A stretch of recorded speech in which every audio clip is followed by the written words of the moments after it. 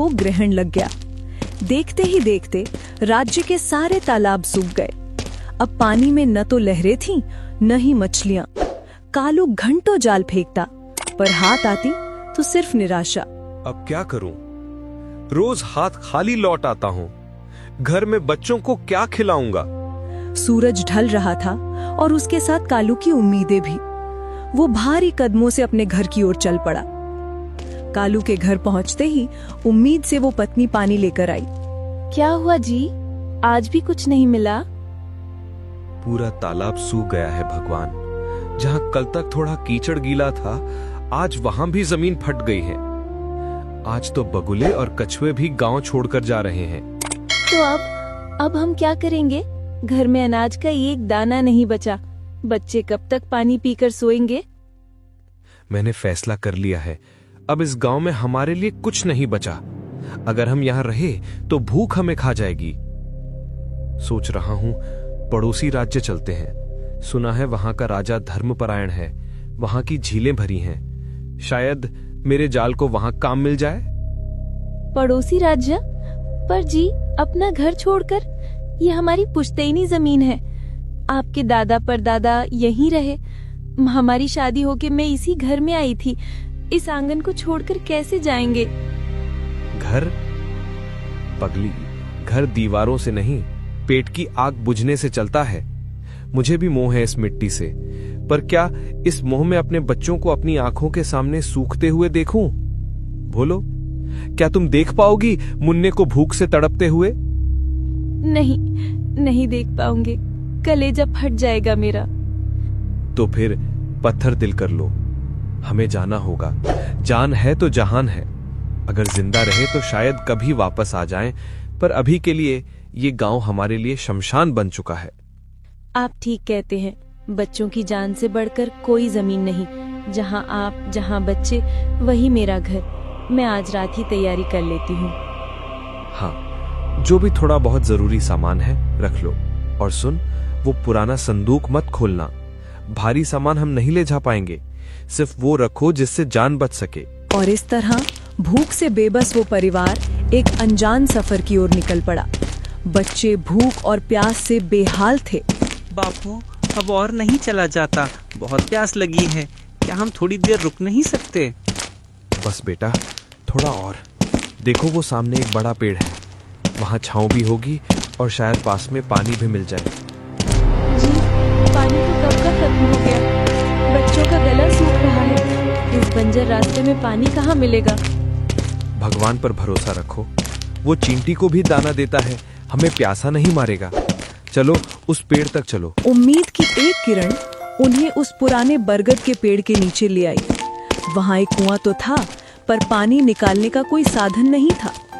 बापू देखो, वो रहा कुआं। हाँ चलो, यहाँ पानी मिल जाएगा। कालू ने अपनी सूझबूझ और मेहनत से कुएं से पानी निकाला। पहले अपने प्यासे बच्चों और पत्नी को पिलाया और फिर खुद अपनी प्यास बुझाई। अमृत जैसा पानी पीकर उनके शरीर में थोड़ी जान आई। मंजिल अभी दूर थी, इसलिए उन्होंने विश्राम किए बिना ही आगे बढ़ने का फैसला किया। चलते चलते वे नए राज्य की सीमा पर बने एक बाजार में पहुंचे। बाजार सजा हुआ था, लेकिन वहां के लोगों के दिल पत्थर के थे। भाई साहब, बच्चे 2 दिन से भूखे हैं। क्या थोड़ी सी बची कुची मिठाई या रोट मिल सकती है? मेरे पास अभी पैसे नहीं हैं, पर मैं मेहनत करके चुका दूंगा। कालू की विनती उस व्यापारी के कानों पर जू तक नहीं रेंगी। उसने कालू की मजबूरी का मजाक उड़ाया। चलो चलो आगे बढ़ो, यहाँ कोई धर्मशाला नहीं है। पैसे नहीं है तो बाजार में क्यों आए, मुफ्तखोर कहीं के। उस व्यापारी ने कालू के आत्मसम्मान को चोट पहुंचाई थी। उसकी आंखों में एक अजीब सी चमक आ गई थी, अपमान और गुस्से की। देखना, एक दिन मैं इतना कमाऊंगा कि कोई मेरे बच्चों को भूखा नहीं देख पाएगा। चाहे जैसे भी हो, पैसा तो मैं कमा कर रहूंगा। सूरज ढलते ढलते वे नए राज्य के पास पहुंच गए। देखो, वो देखो सामने, वही है वो नया राज्य। सुना है वहां का राजा बहुत दयालु है। हे भगवान, बस अब हमारे दुख भरे दिन बीत जाए। कालू और उसका परिवार राज्य में दाखिल हुआ। रहने के लिए कालू को नगर से बाहर एक खाली झोपड़ी दिखाई दी। देखो, यहाँ कोई नहीं है, हम यहाँ रह सकते हैं। अजी, जिसकी ये झोपड़ी है वो आ गया तो हम दूसरी जगह देख लेंगे। जब तक कोई नहीं आता हमें यहीं रहना पड़ेगा। ठीक कहा आपने। सिर छिपाने को छत तो मिल गई, लेकिन पेट की आग अभी भी धधक रही थी। उस झोपड़ी के अंधेरे में एक माँ अपनी ममता और मजबूरी के बीच जूझ रही थी। पोटली में बस एक सूखी रोटी बची थी। ये लो, थोड़ा सा खा लो, सुबह से सिर्फ पानी पिया है आपने। और तुम क्या हवा खाकर जियोगी? माँ हूँ, मुझे भूख नहीं लगती जब तक बच्चे और पति का पेट न भरा हो। तुम खा लो, तुम्हें ताकत चाहिए, कल काम ढूंढना है। पत्नी का त्याग देखकर कालू का दिल भर आया। उसने वो निवाला वापस पत्नी के हाथ में रख दिया। नहीं, ये तुम खाओ। अगर मैं अपने परिवार के लिए 2 वक्त की रोटी भी नहीं जुटा सकता तो मेरा निवाला गले से नीचे नहीं उतरे ना। कालू अब और बर्दाश्त नहीं कर सकता था। उसने फैसला कर लिया कि वो खाली हाथ नहीं बैठेगा। मैं बाहर जा रहा हूँ, देखता हूँ कुछ काम मिल जाए तो। अरे, अब कहाँ जाओगे? शाम हो रही है, अनजान शहर है। अनजान है तो क्या हुआ? पेट की आग तो हर शहर में एक जैसी होती है। मैं अभी बाजार की तरफ जाता हूँ, कोई ना कोई काम, कोई मजदूरी, कुछ तो मिलेगा। पर अभी सुबह चले जाना। गरीब के पास कल का इंतजार करने का वक्त नहीं होता भाग्यवान। अगर आज रात कुछ नहीं लाया तो कल सुबह इन बच्चों का चेहरा नहीं देख पाऊंगा। दरवाजा अंदर से बंद कर लो, मैं खाली हाथ नहीं लौटूंगा, वादा करता हूं। कालू ने पत्नी को भरोसा दिलाया और अंधेरे रास्तों पर निकल पड़ा।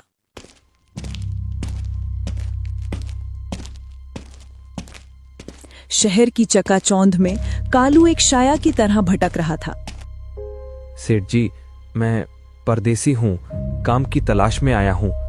बोरी उठाने का काम हो या सफाई का, कुछ भी कर लूंगा, बस आज रात के खाने लायक पैसा मिल जाए। अरे भाई, यहाँ पहले से ही 10 मजदूर बैठे हैं और तुम परदेसियों का क्या भरोसा? कल को चोरी करके भाग गए तो? चलो आगे बढ़ो। सेठ जी, मैं चोर नहीं हूँ, मेरे छोटे बच्चे हैं। कहा ना आगे बढ़ो, धंधे का टेम खराब मत करो। समाज ने उसे काम देने से मना कर दिया। भूख और अपमान ने मिलकर कालू को शहर से दूर जंगल की तरफ धकेल दिया। कालू चलते चलते एक शांत झील के किनारे पहुंचा। वहां का नजारा देखकर वो दंग रह गया। ये देखकर कालू ने एक राहगीर को रोका और उससे बातें की। भाई, यहाँ मछलियां तो बहुत हैं, क्या कोई इन्हें पकड़ता नहीं? अरे भाई, यहाँ राजा ने मछलियाँ पकड़ने पर सख्त मनाही कर रखी है। वो कहते हैं कि हर जीव को जीने का हक है। राहगीर तो चला गया, लेकिन कालू की नजरें उन मोटी मछलियों पर अटक गईं। अब उसकी ईमानदारी दम तोड़ रही थी। इतनी मछलियां? अगर 2-4 पकड़ लूं तो कोई क्या जान जाएगा। रात को चुपचाप आऊंगा, किसी को खबर भी नहीं होगी। मजबूरी ने लालच का रूप ले लिया था। कालू ने तय कर लिया कि आज रात वो राजा का नियम तोड़ेगा और अपनी किस्मत खुद लिखेगा।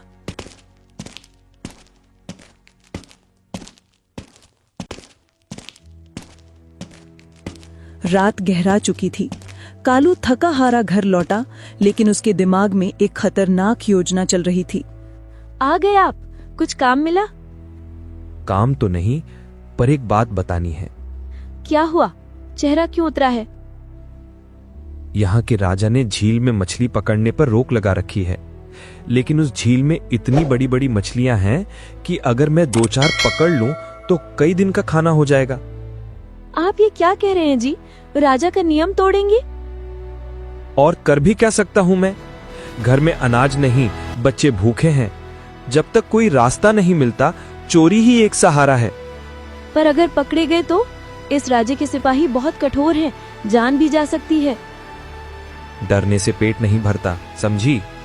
कल रात को मैं झील पर जाऊंगा, बस कुछ मछलियां ही पकड़ लूंगा। पर ये रास्ता ठीक नहीं है जी। अब सही गलत सोचने का वक्त नहीं रहा, बस दुआ करना कि कोई देख न ले। पत्नी की चेतावनी को अनसुना कर कालू ने अपना मन बना लिया। अगली रात वो अपना जाल लेकर चुपके से घर से निकल पड़ा।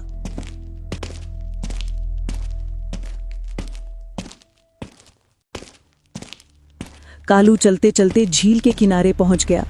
उस रात बर्फीली हवाएं चल रही थीं। ठंड के मारे कालू की कपकपी छूट गई। यहां तो बहुत ठंड है, क्या करूं? तभी उसकी नजर पास पड़ी कुछ सूखी लकड़ियों पर पड़ी। ठंड तो हड्डियों तक घुस गई है, बस थोड़ी आग सेंक लूं, फिर जल डालता हूं। कालू ने लकड़ियों को इकट्ठा किया और आग जला दी। आग की गर्मी मिलते ही उसे थोड़ा सुकून मिला। यहां कोई नहीं है आसपास, बढ़िया मौका है। मौका देखते ही कालू ने अपना जाल उठाया और पूरी ताकत से झील के पानी में फेंक दिया। बस 2-4 मछलियां फंस जाएं तो कल बच्चों को पेट भर खाना दूंगा। अभी कालू मछली फंसने का इंतजार ही कर रहा था कि तभी उसे दूर से घोड़ों की टापें और हाथियों की चिंगाड़ सुनाई दी। ये कैसी आवाज? अरे ये तो राजा का काफिला लगता है। हाय राम, अब क्या करूं? पकड़ा गया तो गए काम से। कालू बुरी तरह घबरा गया। भागने का कोई रास्ता नहीं था। तभी उसके दिमाग में बचने की एक तरकीब आई। कोई उपाय? हाँ, एक तरकीब सूझी है। कालू ने आव देखा न ताओ बुझी हुई आग की राख उठाकर पागलों की तरह अपने पूरे शरीर पर मलने लगा और फिर एक पेड़ के नीचे पालथी मारकर आंखें बंद करके ऐसे बैठ गया जैसे कोई बहुत बड़ा सिद्ध महात्मा हो। अब तो मैं पूरा साधु बन गया, शायद ये चाल चल जाए। इतने में राजा का काफिला वहां आ पहुंचा। राजा की नजर जब पेड़ के नीचे बैठे उस राख से सने साधु पर पड़ी तो वो हैरान रह गया। अरे यहाँ इस ठंडी रात में कौन महात्मा ध्यान लगा रहा है? काफिला रोको। राजा आदर के साथ नीचे उतरा और धीरे धीरे उस साधु के पास पहुंचा। प्रणाम महाराज, राम राम। अब तो मर गया, ये तो यहीं आ गया। आंख भी मत खोल वरना पहचान जाएगा। कालू डर के मारे कांप रहा था, पर उसने अपनी आंखें कसकर बंद रखी। लगता है ये महात्मा गहरी तपस्या में लीन है, इन्हें परेशान मत करो। राजा उस तपस्या से इतना प्रभावित हुआ कि उसने अपनी जेब से 5 सोने की अशर्फियां निकाली। ये रख देता हूँ इनके चरणों में, शायद इनकी कृपा से राज्य में शांति बनी रहे। राजा ने झुककर अशर्फियां कालू के चरणों में रख दी और वहां से जाने का इशारा किया। चलो आगे बढ़ते हैं। और इस तरह कालू की जान भी बच गई और राजा का काफिला वहां से आगे निकल गया।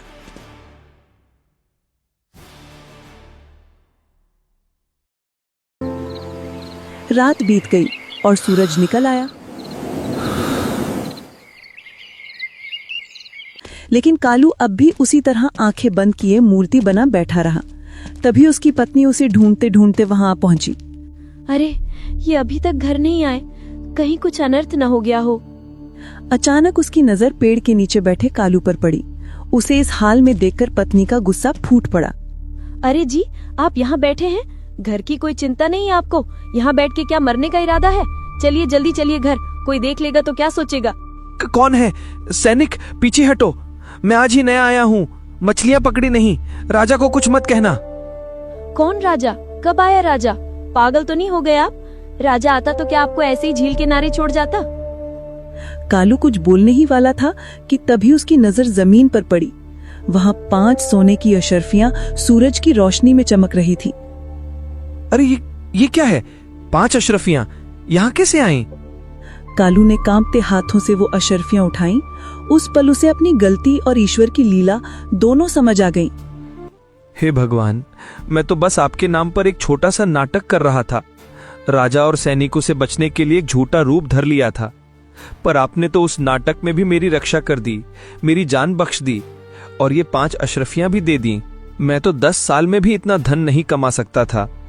आपने मुझे दिखा दिया कि सच्ची दौलत मेहनत और सच्चाई में है, छल में नहीं।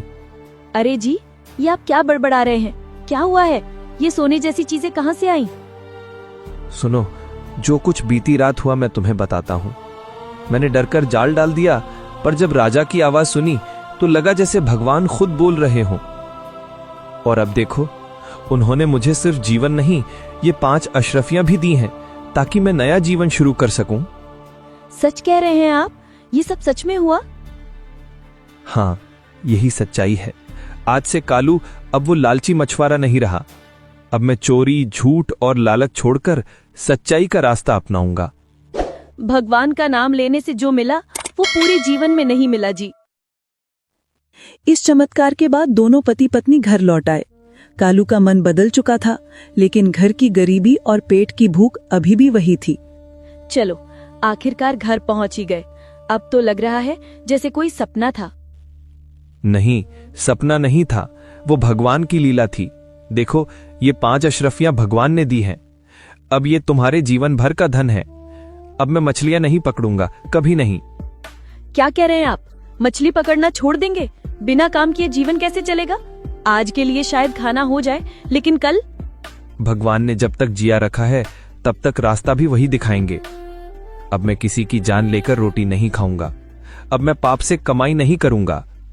और ये 5 अशरफियां कब तक चलेंगी? महीना, 2 महीना, फिर क्या करेंगे? क्या आप सोचते हैं भगवान रोज सोना बरसाएंगे? मुझे कुछ नहीं पता। आप कल से मछली ही पकड़ेंगे।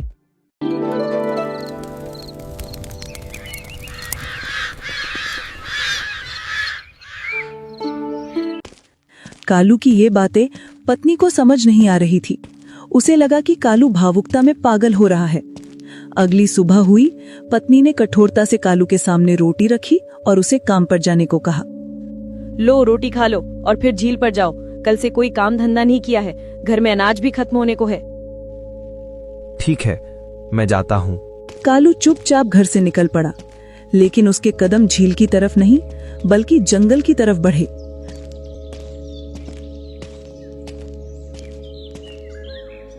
वो एक पेड़ के नीचे जाकर बैठ गया। कितनी दूर तक चलूं? कहां तक भागूं इस जीवन से? अब मुझसे ये काम नहीं होगा। ये मछलियां, ये हिंसा नहीं। हे भगवान, आपने मुझे पाप से तो हटा दिया, पर अब राह कौन दिखाएगा? मैंने सुना है गुरु के बिना मोक्ष नहीं होता। शायद अब मुझे किसी सच्चे संत की खोज करनी होगी जो मुझे सही राह दिखाए। और उसी पल कालू ने ठान लिया कि अब वो मछली पकड़ने नहीं बल्कि ज्ञान ग्रहण करने जाएगा। हाँ, मैं चलूंगा उस संत की खोज में।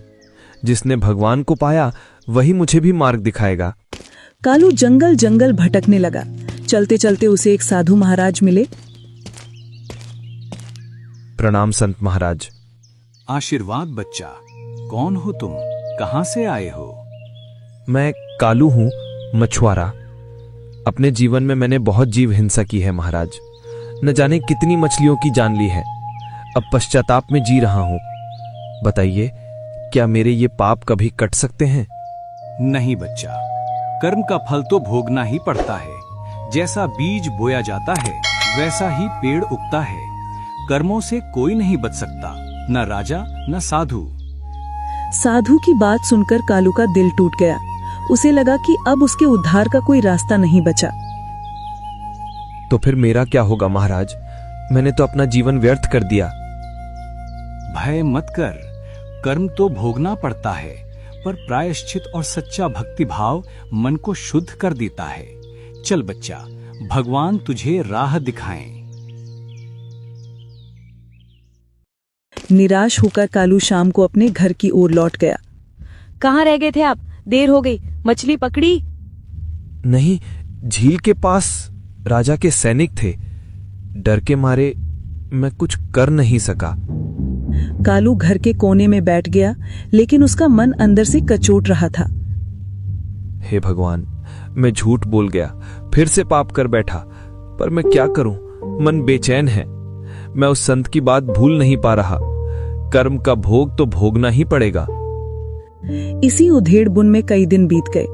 कालू रोज निकलता, संतों को ढूंढता, पर हर जगह से उसे निराशा ही हाथ लगती।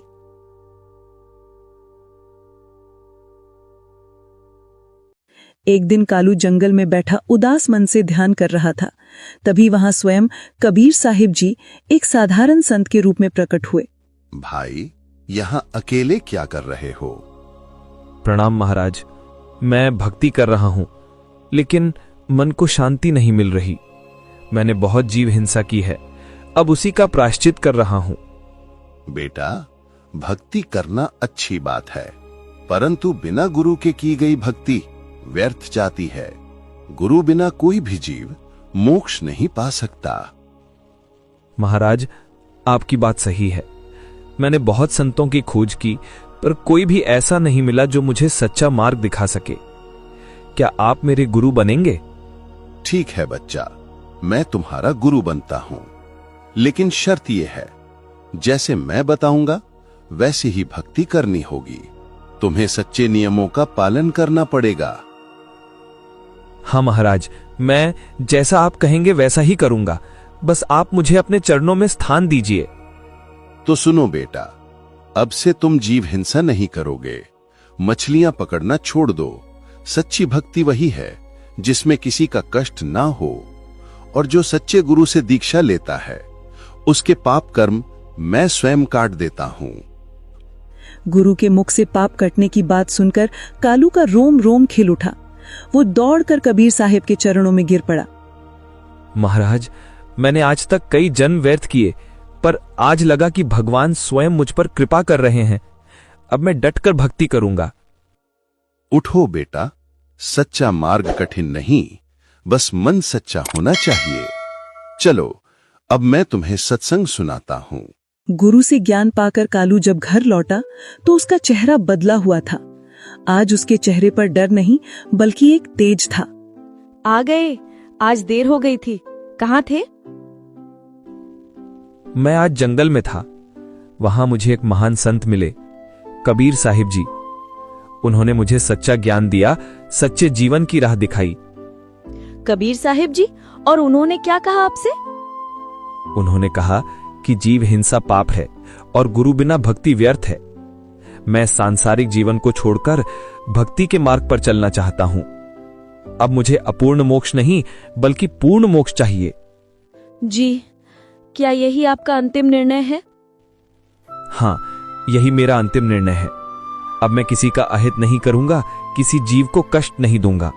गुरु ने जो मार्ग बताया है, अब उसी पर चलूंगा। कालू की दृढ़ता देखकर पत्नी की आंखों में भी आंसू आ गए। उसे एहसास हो गया कि उसका पति अब एक साधारण इंसान नहीं रहा। ठीक है जी, अगर यही आपकी सच्ची राह है तो मैं आपको नहीं रोकूंगी। अपनी पुरानी पोटली उठाई और हमेशा के लिए उस घर और उस पुरानी दुनिया को अलविदा कह दिया।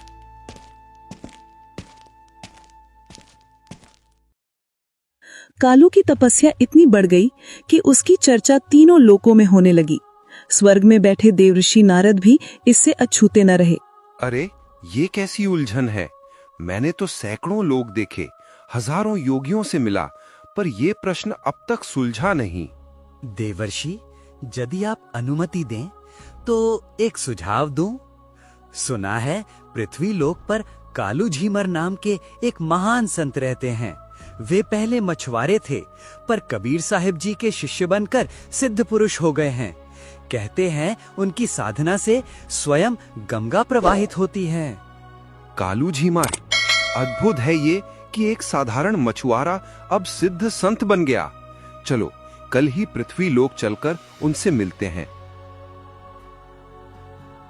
अगले ही पल नारद जी पृथ्वी लोक पर गंगा घाट पर आ पहुंचे, जहां कालू झीमर, जो अब एक महान संत बन चुके थे, विराजमान थे।